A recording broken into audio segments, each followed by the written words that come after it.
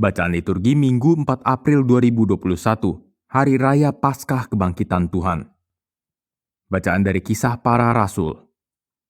Sekali peristiwa, Allah menyuruh Petrus pergi ke rumah perwira Cornelius. Di sana Petrus berkata, "Kamu tahu tentang segala sesuatu yang terjadi di seluruh tanah Yudea, mulai dari Galilea, sesudah pembaptisan yang diberitakan oleh Yohanes, yaitu tentang Yesus dari Nazaret.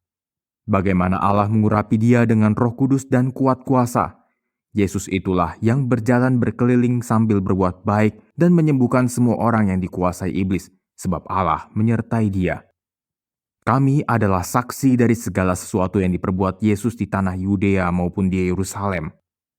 Dia telah dibunuh dan digantung pada kayu salib, tetapi Allah telah membangkitkan dia pada hari yang ketiga.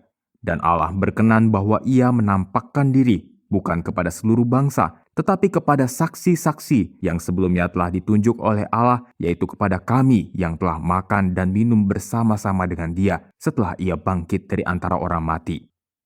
Dan Yesus telah menugaskan kami memberitakan kepada seluruh bangsa dan bersaksi bahwa dialah yang ditentukan Allah menjadi hakim atas orang-orang hidup dan orang-orang mati. Tentang dialah semua nabi bersaksi bahwa barang siapa percaya kepadanya, ia akan mendapat pengampunan dosa oleh karena namanya." Demikianlah sabda Tuhan, syukur kepada Allah. Mazmur tanggapan. Inilah hari yang dijadikan Tuhan, marilah kita bersorak-sorai dan bersukacita karenanya. Inilah hari yang dijadikan Tuhan, marilah kita bersorak-sorai dan bersukacita karenanya. Bersyukurlah kepada Tuhan sebab Ia baik, kekal abadi kasih setianya.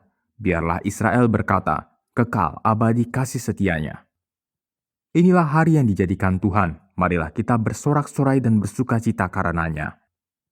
Tangan kanan Tuhan berkuasa meninggikan, tangan kanan Tuhan lakukan keperkasaan. Aku tidak akan mati tetapi hidup, dan aku akan menceritakan perbuatan-perbuatan Tuhan.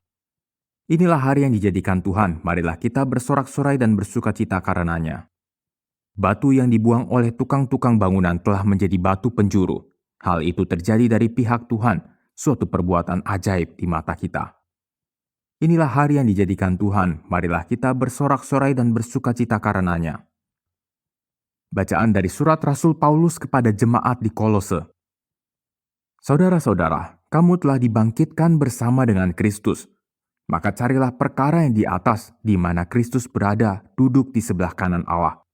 Pikirkanlah perkara yang di atas, bukan yang di bumi. Sebab kamu telah mati dan hidupmu tersembunyi bersama dengan Kristus di dalam Allah. Kristuslah hidup kita.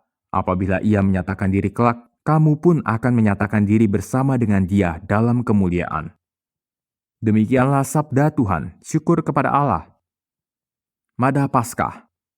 Marilah kita lakukan pujian kejayaan. Kristus sudah berjuang melawan kematian, meskipun ditelan namun menang.